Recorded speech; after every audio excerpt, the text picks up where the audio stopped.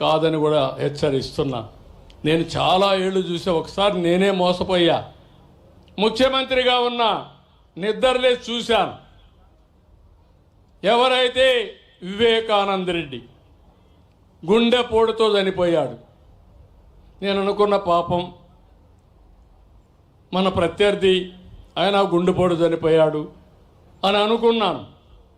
అనుకుంటే అది గుండెపోటు కాదు, గొడ్డలి వేటు.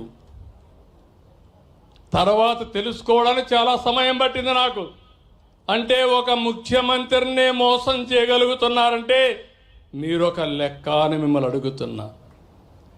హత్య చేసి ఆత్మహత్యగా చిత్రీకరించే మనుషులుండే ఈ రోజుల్లో, తిరిగి కేసులు పెట్టే ఈ రోజుల్లో వాళ్ళని సమర్థవంతంగా ఎదుర్కోవాలన్నా లేదా అని మిమ్మల్ని అడుగుతున్నా. ఏమంటారని మిమ్మల్ని అడుగుతున్నా. ఎదుర్కోవాలంటే గట్టిగా చప్పట్లు కూడా చెప్పండి, ఇది మంచి పద్ధతి కాదని. ఇది అడిగితే మా మీద ఇష్టానుసారంగా మాట్లాడతారు, క్యారెక్టర్ అసాసినేషన్ చేస్తారు. నేను ఒకే మాట చెప్పాను, ఎవరైనా సరే తప్పులు చేసే వాళ్ళ పట్ల ఈ ప్రభుత్వం చండ శాసనుడిగా ఉంటామని హెచ్చరిస్తున్నా. మంచి చేయండి. నిన్న కూడా చూస్తున్నారు మీరు. నిన్న అనంతపురకు పోయి ఎన్ని డ్రామాలు ఆడుతున్నారు. నేను అడుగుతున్నా మిమ్మల్ని, నేను ఎప్పుడైనా స్వేచ్ఛగా తిరిగానా రాష్ట్రంలో? మాజీ ముఖ్యమంత్రిగా చూశారా 5 ఏళ్ళు మీరు? 19, 24 ఎక్కడ తిరగలేకపోయాను. ఇప్పుడు ఎవరు ఎక్కడ తిరగాలన్నా ఇబ్బంది ఉందా అని మిమ్మల్ని అడుగుతున్నా. స్వేచ్ఛ ఉందా లేదా అని మిమ్మల్ని అడుగుతున్నా. స్వేచ్ఛ ఇస్తే రౌడీజం చేస్తామంటే, నేరాలు చేస్తామంటే అలాంటప్పుడు గట్టిగా ఉండాలనా లేదా అని మిమ్మల్ని అడుగుతున్నా. ఇలాంటి ఉన్నప్పుడు మీరే చూశారు, ఈ ప్రభుత్వం అభివృద్ధి కోసం ఉంది తప్ప ఇంకొకటి కాదు. అదే సమయంలో ఎవరు తప్పు చేసినా వాళ్ళని శిక్షించే బాధ్యత ఈ ప్రభుత్వం పైన ఉంది. ఆ విషయం కూడా మీకు విజ్ఞప్తి చేస్తున్నా. ఇక్కడికి వచ్చినప్పుడు నేను మిమ్మల్ని కోరేది, ఇప్పటికే చాలా పనులు చేశాం, ఇంకా మిగిలిన పనులు చేస్తాం. అదే సమయంలో నేను ఇటీవల కాలంలో ఆలోచించినప్పుడు ఒక వినూత్నమైన కార్యక్రమానికి శ్రీకారం చుట్టాను.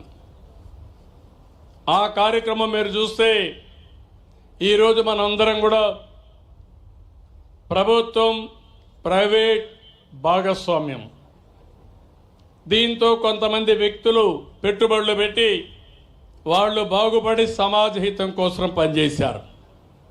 ఈరోజు మీరు ఒక్కసారి చూస్తే ఈ టెలిఫోన్స్ ఉన్నాయి.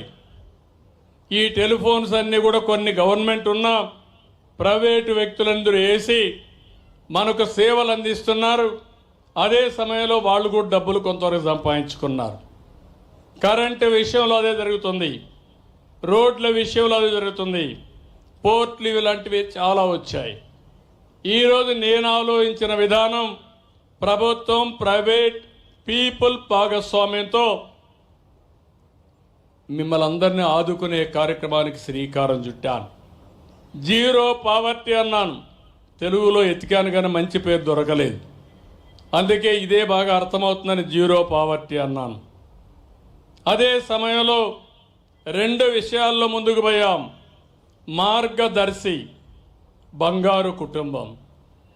మార్గదర్శి అంటే ఎవరైతే మీకు మార్గాన్ని చూపిస్తారో, మీతో అనుసంధానమయ్యి మీ ఇంటికి సహకరిస్తారో వాళ్ళని మార్గదర్శిగా పెట్టుకున్నాం. అదే సమయంలో ఎవరైతే బాగా పేదవాళ్ళుగా ఉన్నారో వాళ్ళని బంగారు కుటుంబాలుగా పెట్టుకున్నాం. మీకు అవకాశాలు వస్తే ఇప్పుడు మేము ఇక్కడ ఉన్నాం. ఇక్కడే నూజివీడు ప్రభాకర్ గారు ఉన్నారు. ఈ నియోజకవర్గంలో పుట్టాడు. నూజివీడు సీడ్స్ పెట్టాడు, టెక్స్టైల్స్ పెట్టాడు, అనేక పరిశ్రమలు పెట్టాడు. దగ్గర ఒక 5,000 కోట్ల రూపాయలు టర్నోవర్కి రీచ్ అయ్యాడు. 10,000 మందికి ఉద్యోగాలు క్రియేట్ చేశాడు. ఎక్కడ పుట్టాడంటే ఈ నూజివీడులోని ఒక మారుమూల గ్రామంలో పుట్టి ఒక పారిశ్రామికవేత్తగా తయారయ్యాడు.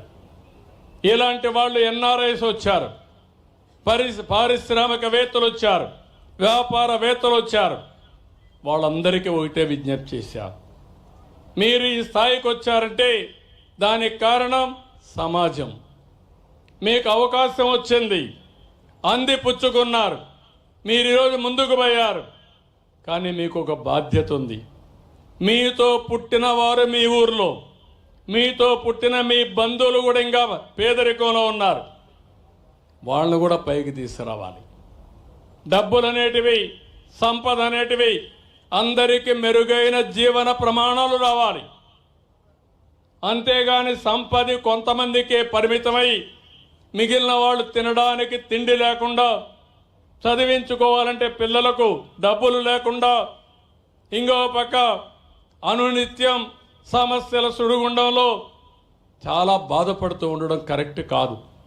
దానికోసమే నేను ఒక వినూత్నమైన కార్యక్రమం, పైనుండే 10 మంది, కింద నుండే 20 మందికి చేయూతనివ్వాలి.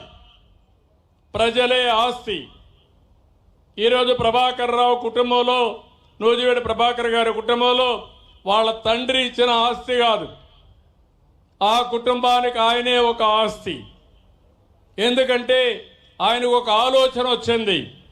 వాళ్ళ నాన్న చదివించాడు, చదివించిన తర్వాత ఆలోచన వచ్చింది, సీడ్స్ ఫ్యాక్టరీ పెడితే విత్తనాలు ఉత్పత్తి చేస్తే డబ్బులు వస్తాయనే ఆలోచనతో పారిశ్రామికవేత్త అయ్యాడు. ఆదాయాన్ని సంపాదించాడు.